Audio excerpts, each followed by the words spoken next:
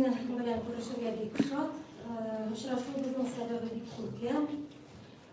İdil buyu Bulgar devletinde İslam dini kabul ettiği 1100 yıllık kıssalarında nezaret hamanın strukturları Tatar dini ilahiyat mirasına koran hizmetlerini tercüme etti hem bastırdı. Mana şu hizmetler bilen sizni bugün tanıştırmakçı idik. Onlar Rus diline tercüme edildi. Yani Tatar dünyasına gına tugul, bütün Rus dilli dünyaya bu kitaplar hazır bilgili bulacak diyemsiz. Şunun bir şart, hem şu şartlıkını sizin bilen ortaklaşasınız gelir. Коллеги, добрый день. Рады с вами сегодня увидеться. Мы пригласили вас по поводу презентации переводов на русский язык трудов Шерабуддина Марджани и других татарских богословов, а также репринтных изданий, относящихся к татарскому богословскому наследию. Вся эта работа была выполнена в рамках 1100-летия принятия ислама в Волжской Булгарии. Хотим поделиться с вами сегодня этой радостью. На ваши вопросы будут отвечать авторитетные специалисты, спикеры. Это заместитель муфтия Татарстана по вопросам образования, ректор Казанского исламского университета, Российского исламского института, председатель Совета исламского образования России Рафик Казрат Мухаммедшин, заместитель муфтия по информационной политике, руководитель издательского дома «Хузур» Духовного управления мусульман Татарстана Ришат Казрат Мухаммедшин, а также завкафедры арабского языка и гуманитарных дисциплин Казанского исламского института Абдулла Хазрат Адгамов и Саид Хадрат Шагалиев, завкафедры религиозных дисциплин Казанского исламского университета.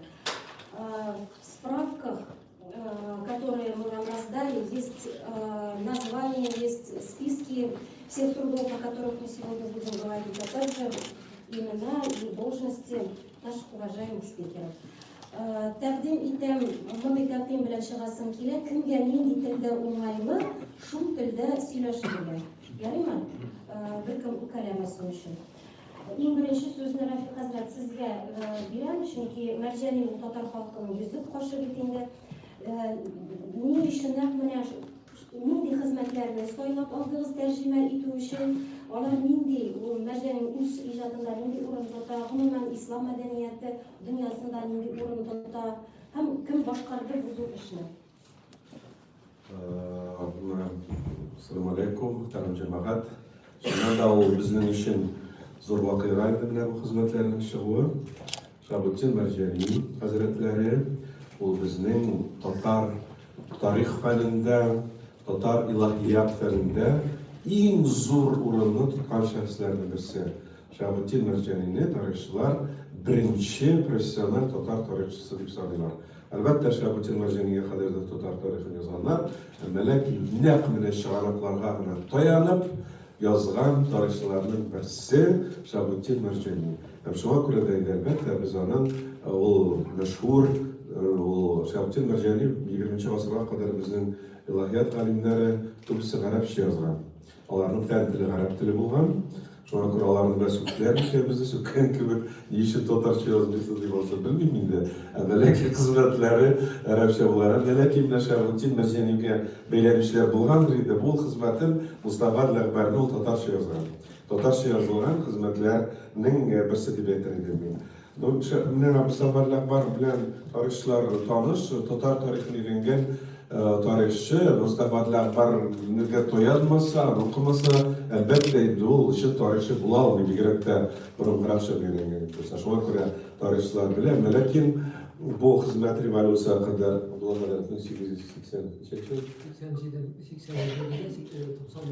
1887-90 елларда 2 том буларак басылып чыккан. Аннары Совет чорында тарих институтында бирелеш татарча әзерләгәннәр иде. Ләкин тулы булмады, аннары төрекләр аны менә факсимиле рәвешендә бастырып чыгардылар 90 елларда. Ниһаять аны русчага тәрҗемә иттек. Ул 2 том буларак менә булды. Абдулла хәзрәт менә Адыгамов әзерләде, аның турында әйтәләр.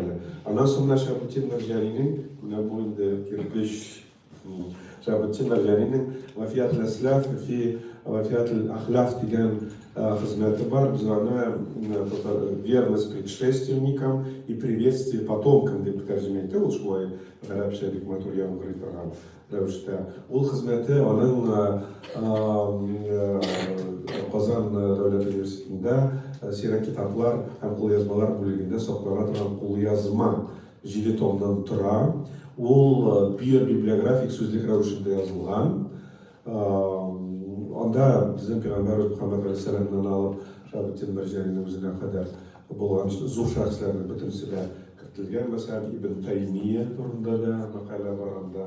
Аны ничек язгандыр, сорау биреп, Сәйд хәзер тәрҗемә итә аласыз. Менә без инде шулай совет чорында, мин яшь аспирант булып килгәндә, Иәлидә бу хезмәтне башлаган идек. Ниһаять, менә аның эшенә чыгып, бу 6-7 томнарында татарларга караган биографиялар биргә тәрҗемә ителеп кертелде. Ягъни бу тулысынча бүтән библиографик сүзлек түгел. Ул 7 томнан менә бар тик 2 томның бер өлеше генә. Монда без инде зур ишен зур, чөнки һәрбер мәкаләнең факсимилесендә бирдек. Теге галимнәргә алмашып карау өчен Курал бик калын булды. Һәм ниһаять менә 4нче китап безнең менә шушы Ватахият Лахлав дигән хезмәтне Шабатин Марджани язмасам 1884 елда кириш сүз язган. Мөкаддимә инде гарәпчә, гарәп телендә ул да бик мөһим, чөнки Шабатин Марджани бирдә ул тарихны ничек күзаллый, бу инде теге теория истории, методология истории, аннары периодизация история дигән бүтән проблемаларны күтәргән. Менә шул Мөхәддимә дигән хезмәттә без аны инде гарәп теленнән рус теленә тәрҗемә иттек. Аны шулай безнең укытучыларыбыз Рамил хәзрәт Гизатуллин Ухайбулгар академиясендә эшли, Амадулла хәзрәт Салах ул бездә эшли. Алар тәрҗемә итеп, менә Сәйд хәзрәт редакциясендә ул басылып чыкты. Менә Шабатин Марджани хакында инде тарихчы буларак мин әйттем.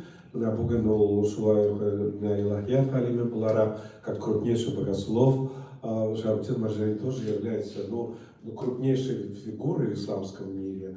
Может быть, это один из немногих наших российских богословов, который практически занимает достойную, высочайшую нишу в исламской богословской мысли. И кто занимается вопросами исламского права сегодня в мире, в принципе, среди них нет богослов, которые бы не знали его труды, которые бы на них не ссылались, которые бы не держали его книги как настольные книги. Практически все, будь это Варазгар, будь это других учебных заведениях, его очень хорошо знают. Почему? Об этом тоже Саид Хазрат Шагавиев у нас писал кандидатскую диссертацию, является самым крупным специалистом по Шабатину Марджани в России, можно сказать. Но Шабатин Марджани разработал методологию научных исследований. Это середина 19 века. Его методология — это ичтихад, отношение к таклиду, какие традиционные ценности, какие можно использовать новшества. То есть его методология до сих пор является, по сути дела, актуальной. Здесь он шел посерединному пути, Шабатин Марджани, в общем-то, не ушел это какое-то тупое, глупое реформаторство, где все отрицали. Он идет посередине, не отрицая традиционные ценности, одновременно понимая, что нужно определенное обновление. Нашел бы ты сослядно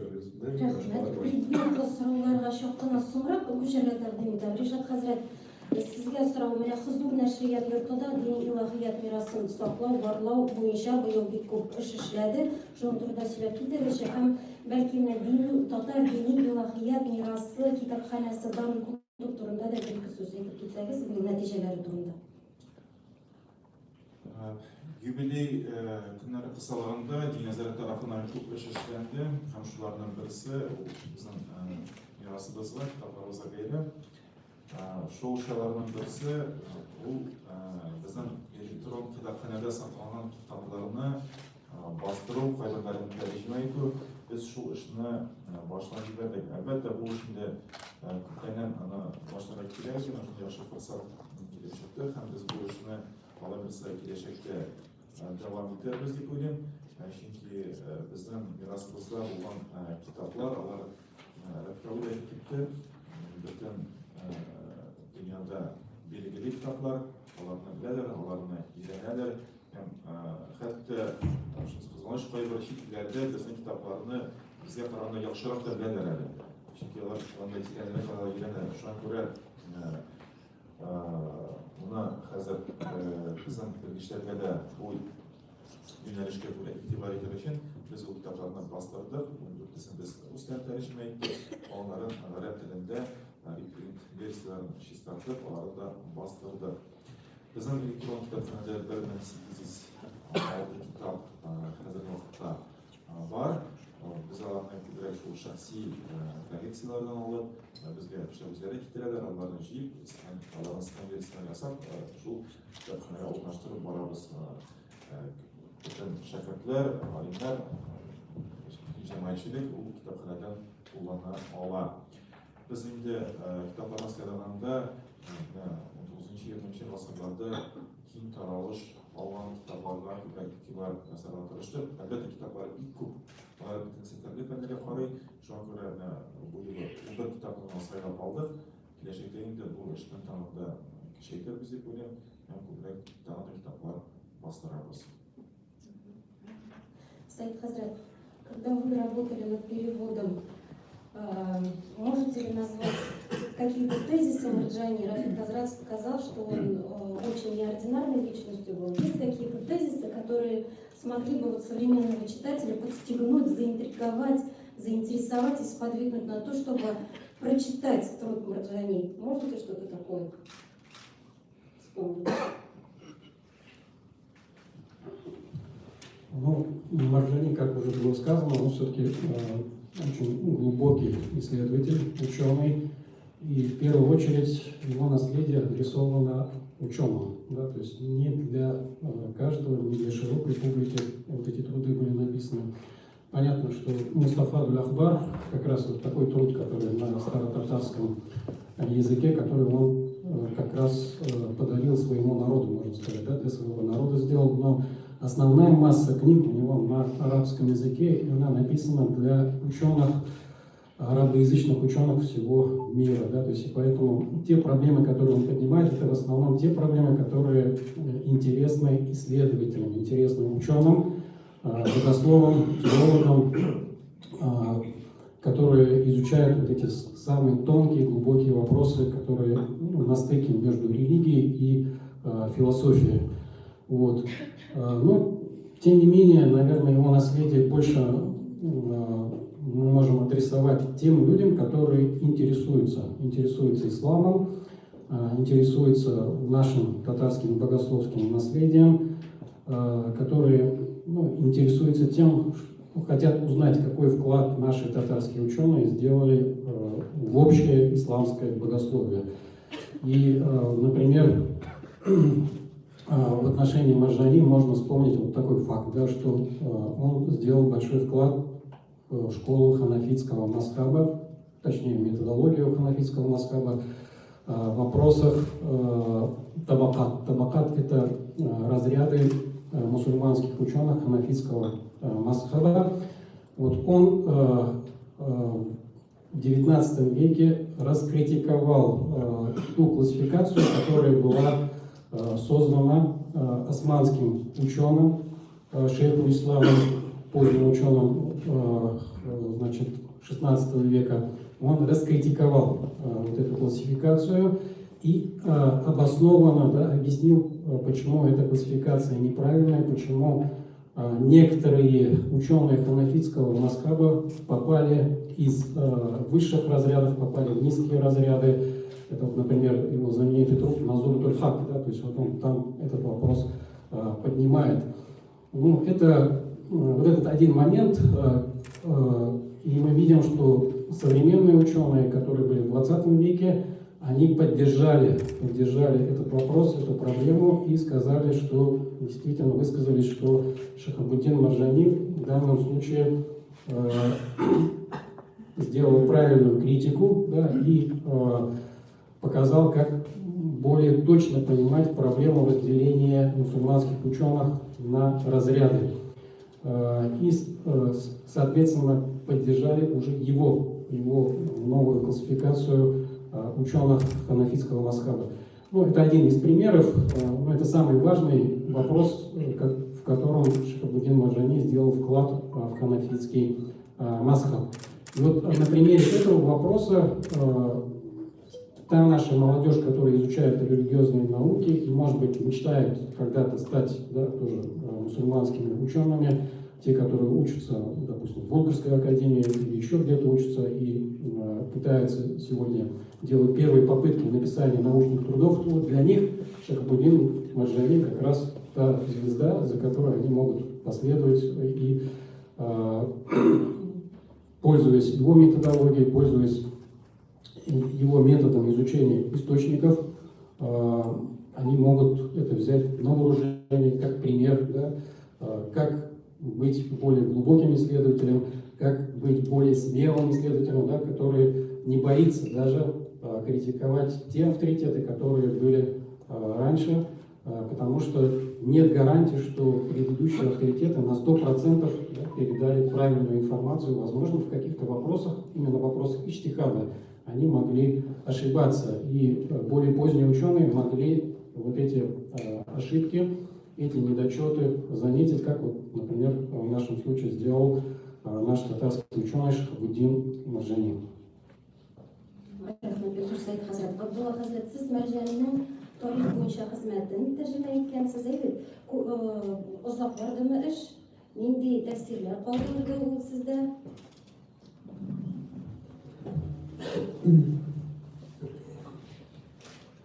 Шихабуддин Марджаниның Мустафа әхбарына килгәндә, бу эшкә мин башта 2 елны планлаштырган идем, әмма тәрҗемә генә итеп җитми, һәрбер исемне тикшереп, һәрбер урынны тикшереп, аңа ниндидер комментарий, аңлатмалар китерергә кирәк. Шуның өчен барлыгы 3 елга бу эш сузылды. Инде бу Мустафа әхбар китабына килгәндә, беренче томында Шихабуддин Марджани гомумән җыеп безнең Дарлар белән кушып, аларның чыгышларын, кайдан килеп чыгышларын тикшереп, аннан соң татар ханлыкларына күчеп, Казан ханлыгы, Әстерхан ханлыгы, башка ханлыкларның барысында җыеп, аларның тарихын искә ала һәм дә аларга шулай Шихабуддин Марджани Казан ханлыкларының һәм бүгенге Үзбәкстандагы ханлыкларның тарихы турында да безгә мәгълүмат бирә. Нәтиҗәдә безнең карашыбызда өзенә күрә глобаль төрки дөньясы, глобаль төрки пространство дип әйтәбезме, менә шундый рәвештә Шихабуддин Марджани китерә. Икенче томына килгәндә инде Шихабуддин Марджани монда үзебезнең җирлектә яшәгән, хезмәт иткән татар галимнәре, имамнары, мөфтиләренең тормыш юлларын китерә һәм дә татар авылларының тарихларын безгә ачыклый. Коллеги, переходим к вопросам. Если пока вопросов нет, я могу воспользоваться своим положением. Да, вот то, что Сайд Хазрат сказал, я уж для журналистов было более ясно, что Сайд Хазрат говорил о том, что один из заслуг Шихабуддина Марджани является вот созданием новой квалификации богословов. То есть, казалось бы, вы скажете, ну что, квалификация одного суда. На самом деле это был действительно очень принципиальный вопрос. Вот до этого практически во всем исламском мире пользовалась квалификация богословов, которая была подготовлена турецким словом 14 века, да, Сайд Хазрат? Ну, Шихабуддин Марджани что делал? Что для нас очень важно? Вот первая группа – это муджтахиды, это основоположники мазхабов, в том числе Абу Ханифа. Но это хорошо. Но в следующей группе идет уже его ученики. Вот Шихабуддин Марджани говорит, нет. И он входит в первую группу и учеников, вот Абу Ханифа, Абу Юсуф, Шайбани и так далее. Что это вот значит? Это говорит о том, что вот ханафитский мазхаб, Вот у нас был в свое время спор, не будем называть уж с кем. То есть он говорит, правильно масхаб Абу Ханифы. Я говорю, нет, ханафитский масхаб должен быть правильно.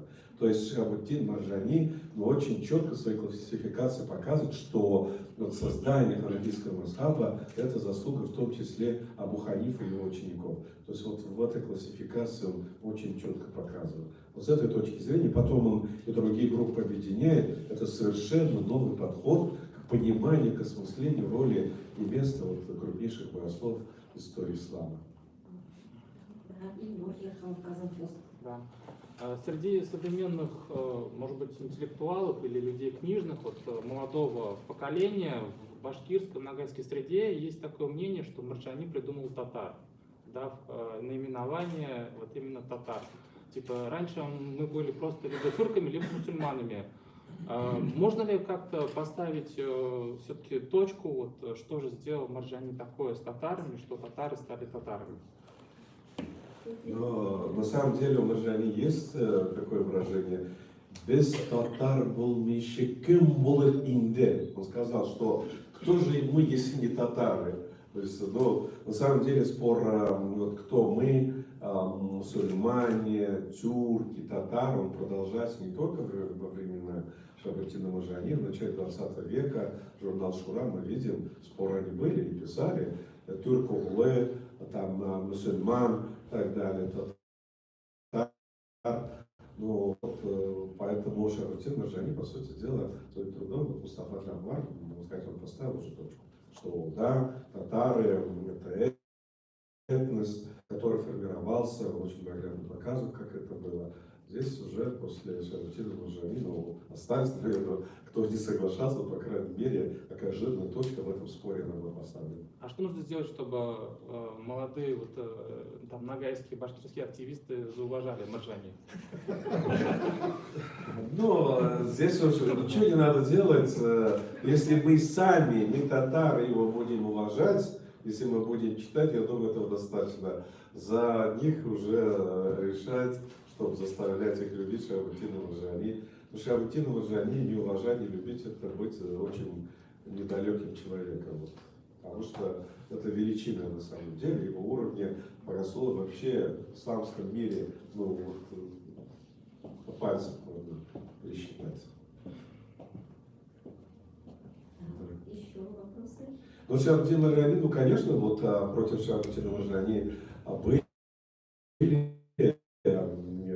нельзя сказать, что вот все были восторжены. Во-первых, он человек был с характером, то есть он, если, например, Мустафа Джамбар читаешь, что там, да, он сельским углам жил, там писал, что у него, ну, чувствуется, но он знал себе цену, что это был богослов с мировым именем, Шихабуддин Марджани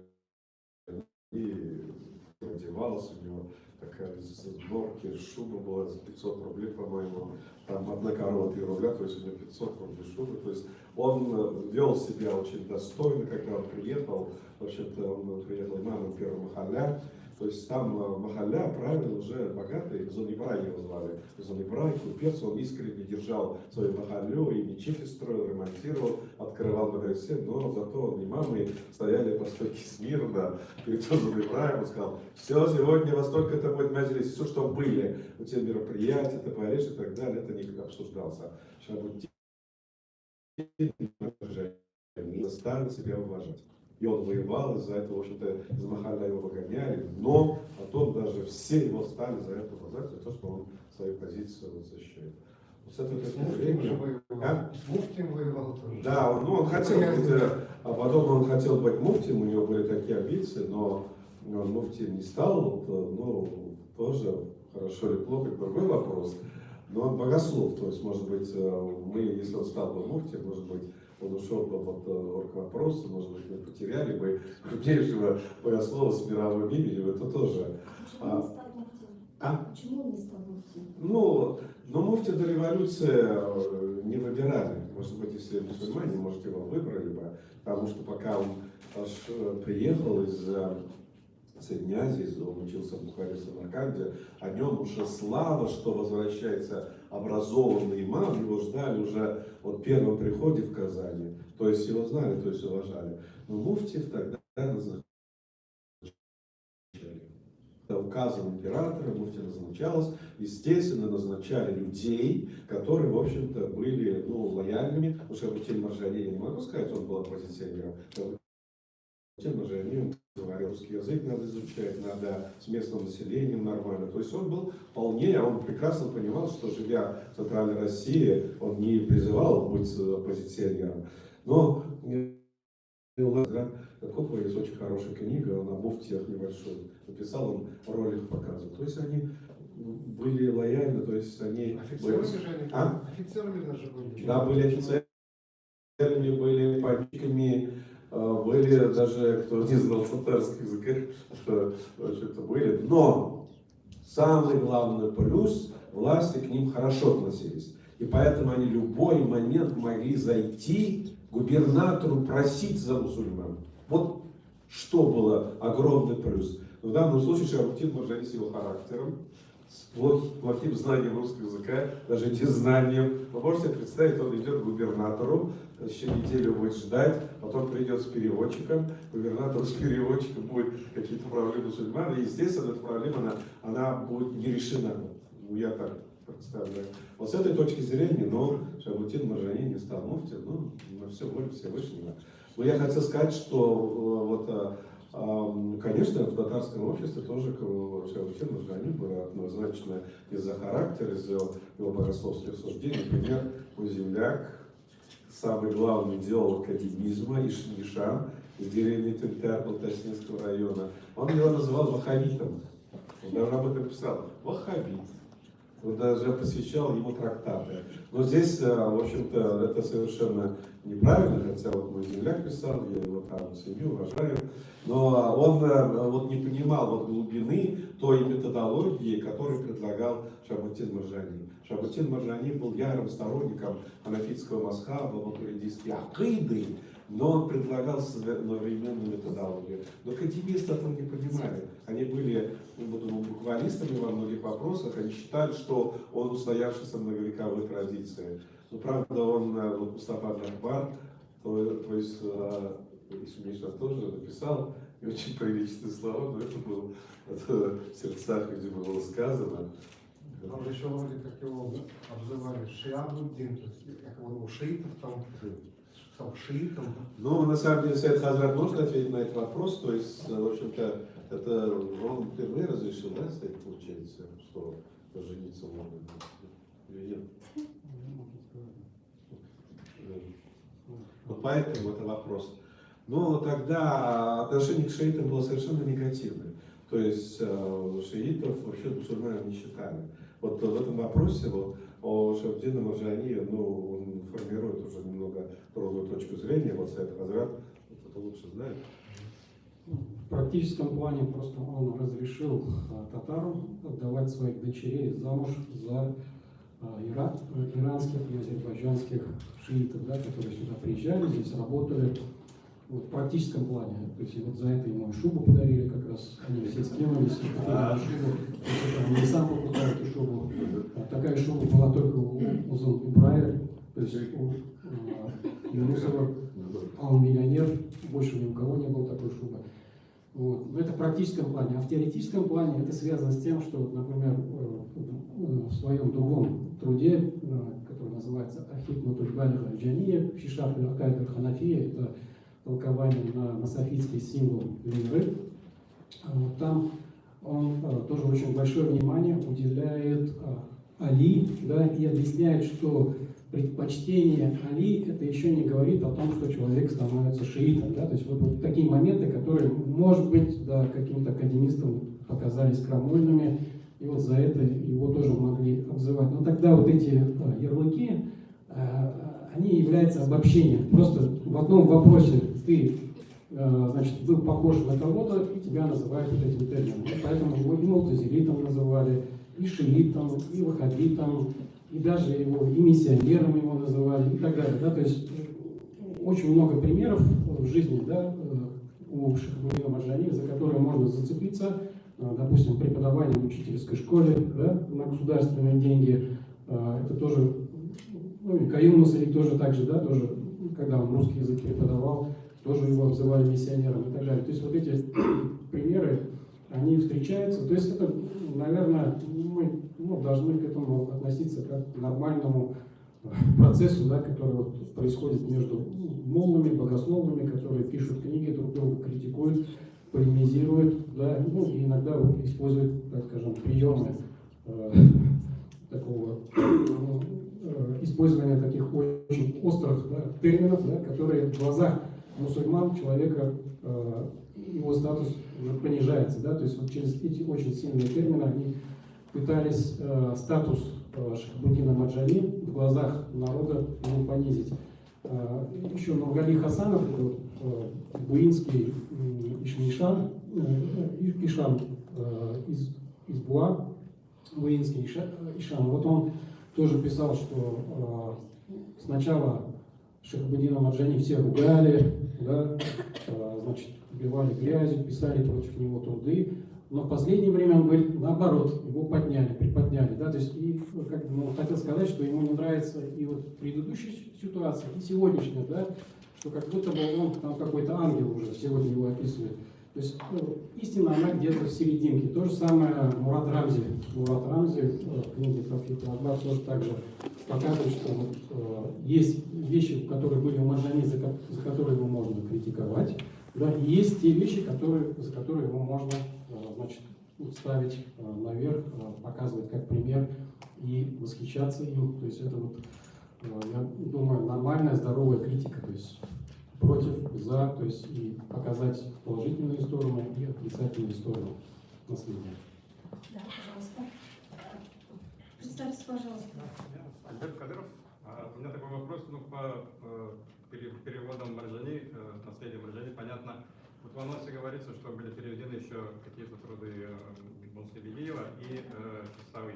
Да. Чем обоснован выбор вот, их переводов и какие книги были переведены?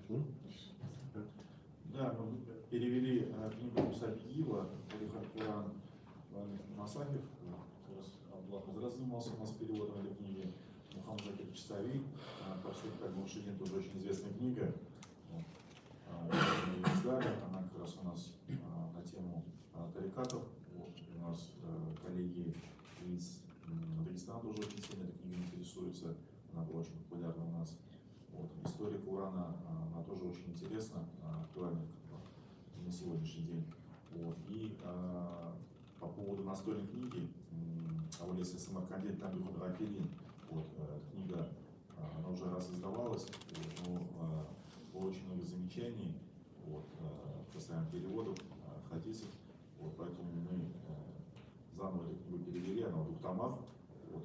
Эта книга у нас наши, скажем, предки знали наизусть, о нравственных ценностях, о основе веры была. То есть мы при выборе книг именно делали упор на популярные книги, которые были очень популярны среди именно простых мусульман. И хотелось еще добавить, вот в текущем году было издано около 200 мусульманских книг, то есть на книжном рынке. Вот. Скажем, наша богословие татарское, она занимает очень малый процент.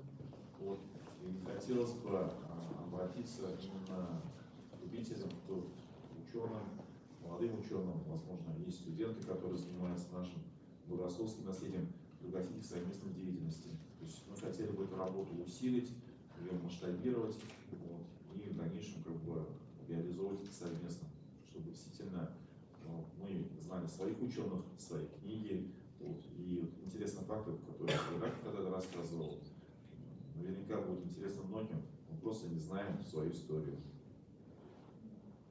Ну, такой вот вопрос, допустим, на татарском языке написано, да? Ну, да, но многие татары, например, не понимают татарский язык, не секрет. А вот репринтные издания на арабском языке, их понимают студенты шакирды медресе, или там все равно отличается язык современного татарского?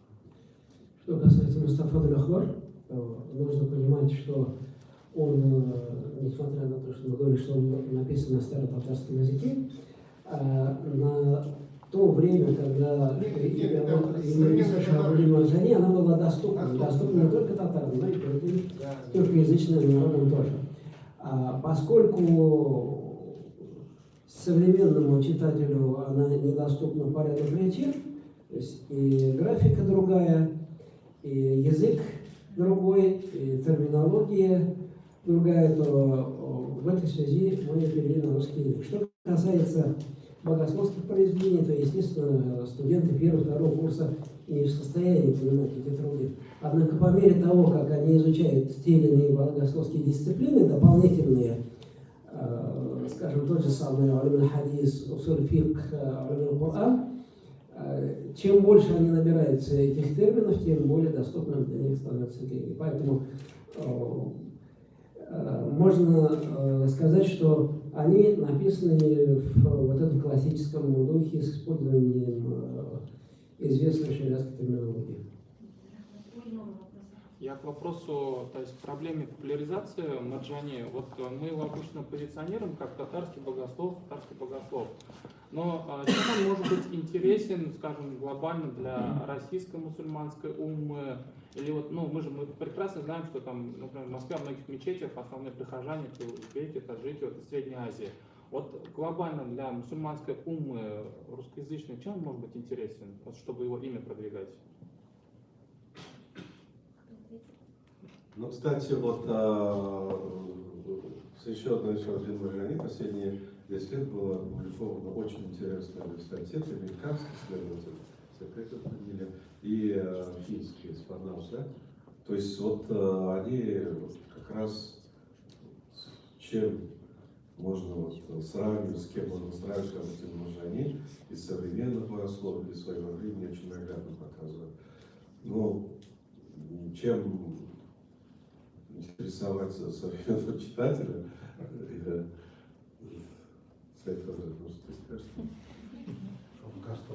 Ну, вот как мусульманские ученые в XIX веке в рамках вот этого российского государства того времени, да, то есть как вот он те возможности, которые государство предоставляло для мусульман, он полностью их как бы воплотил, то есть использовал, и в своих трудах, например, писал, что так же, как пророк Иосиф, да, Юсуф, алейхиссалям, например, у фараона работал казначеем, да, был практически как министр, да, финансов. Фараон не являлся мусульманином, был неверным, но тем не менее он пришел и предложил свои услуги и работал. У него вот такие примеры из Корана он приводит, показывает, что мусульмане могут и в таких условиях, те условия, которые предоставила в то время Российская империя. То есть в таких условиях мусульмане тоже могут жить и выполнять предписания ислама. Государство предоставило им полномочия в виде того, что у них есть Махкама Шар'ия, да, Магометанское собрание Оренбургское. И через вот это Оренбургское собрание регулируются внутренние дела мусульман. Да, и он считал, что это большое благо, Марджани считал, и которым нужно пользоваться всем мусульманам. И он считал, что для мусульман это вполне достаточно для того, чтобы исповедовать свои обряды, исповедовать религиозные какие-то праздники, выполнять намаз, выполнять пост, совершать хадж и так далее. Да? То есть вот, можно показывать пример, что вот есть мусульманские ученые, которые находили положительное, даже те условия, которые были у мусульман в Российской империи, находили что-то положительное и пытались сделать пользу для мусульманской общины. И плюс они еще сделали пользу и для, значит, ну и вообще для мусульман в целом, потому что здесь у нас очень сильно было развито типографское дело, да, издательское дело, Коран начали выпускать, да, мусульманскую литературу. Кто эту мусульманскую литературу знал? Вот эти ученые, то есть они показывали местной элите, богачам, да, то есть какие книги нужно издавать, какие имеют спрос. Эти книги не только здесь оставались, они в основном все уходили на восток, да, то есть эти книги казанские и Кораны, и известные источники, они по всему миру, да, во всех коллекциях они сегодня есть. И Казань оказала большую услугу. Это вот благодаря таким ученым, как Марджани. Ну, то есть Марджани это пример, что мусульманину можно жить в немусульманском государстве. Например, да. И в том числе, что те возможности, которые здесь у мусульман были, да, в том числе вот этот экономический рост, возможности, они это использовали даже не только для себя, но и для вообще мусульман в целом во всем мире. То есть вот эти, когда мусульманский мир еще спорил, можно издавать Коран или нет, да, в печатном виде, то здесь этот вопрос уже был решен, да, и издавались другие известные источники, и сборники хадисов, и книги по фикху, и книги по истории ислама, и расходились по всему исламскому миру. Потом уже и в Индии, и в Турции, и в Каире тоже начали издавать книги, но первыми оказались казанские мусульмане. Ну, то есть он еще выступал за инновационные вот эти информационные потоки, да, информации, канал, ну то есть книгопечатание, например. Ну, был одним из тех, кто способствовал, да, этому процессу. Если можно, я тоже добавлю. Но мы, когда говорим про Марджани, мы должны понимать, что не все можно у него популяризовать. Почему? Потому что, скажем, если сравнивать с современными какими-то, скажем, науками, скажем, те или иные тонкости ядерной физики, какой смысл их популяризовать? Они должны быть доступны только специалистам. То же самое с Марджани. Если речь идет о каких-то глубинных вопросах того же самого сульфика, где он анализирует те или иные правила, термины, то они мало будут интересны неподготовленному читателю, не специалисту. Если же мы говорим о каких-то таких масштабных его идеях, например, вот эта его идея об нашей общей тюркской общности, она даже очень интересна, то, что мы видим в первом томе, тем более это и сегодня актуально, поскольку Республика Татарстан, она сейчас активно выстраивает связь с многими тюркскими государствами.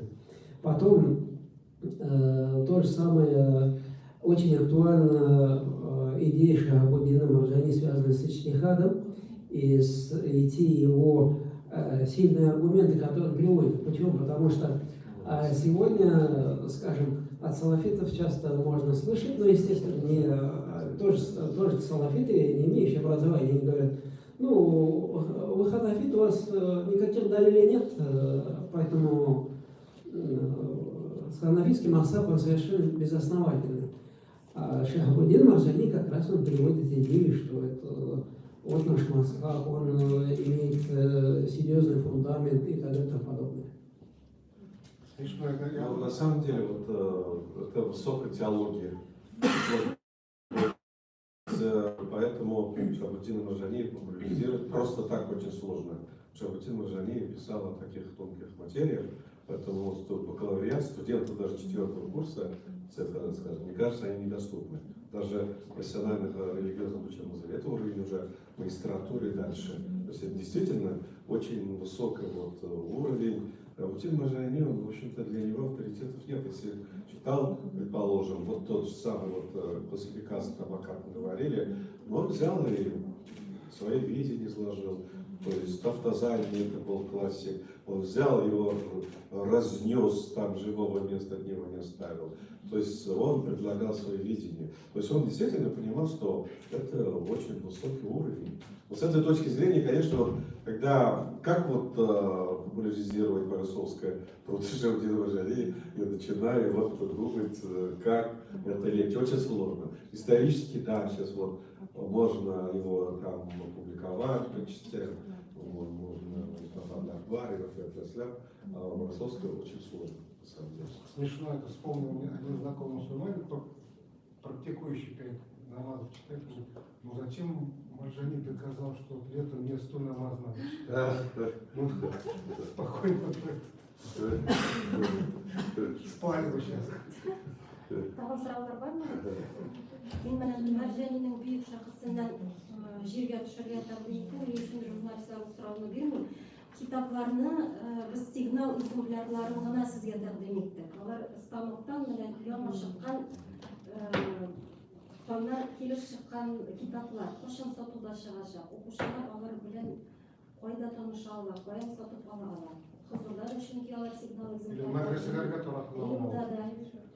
Ну, на самом деле, тираж книги вот большой, 3000. Для такой книги даже очень большой. Это мы издаем через Министерство просвещения. Надеюсь, до продажи дойдет, потом Министерство просвещения раздаст по школьным библиотекам, как бы там не сели, не покрылись вековой пылью. Это тоже может быть, потому что для детей, я думаю, это не очень интересно будет, ну, Мустафа Адлахмар, может быть, да. Но будем надеяться, что тираж мы заложили большой, он будет доступен уже в продаже. Медреселерде була мı? Да, конечно, мы часть тиража будем просить, чтобы мы могли раздавать и религиозным учебным заведениям. А хозурлар китаплар? Мы в первую очередь предполагали, что у нас весь тираж, у нас буквально по 1000 экземпляров каждый, мы весь тираж отдадим нашим мадресе, чтобы наши шахтеры начали уже изучать. Если будет потребность, мы дополнительный тираж издадим, у нас есть своя типография уже для широкой общественности. Taraflar, var mı daha sorular? Evet, bu sorular olmazsa namaz vakitinde кабинете в индивидуальном порядке можно подойти и спросить. Фиксура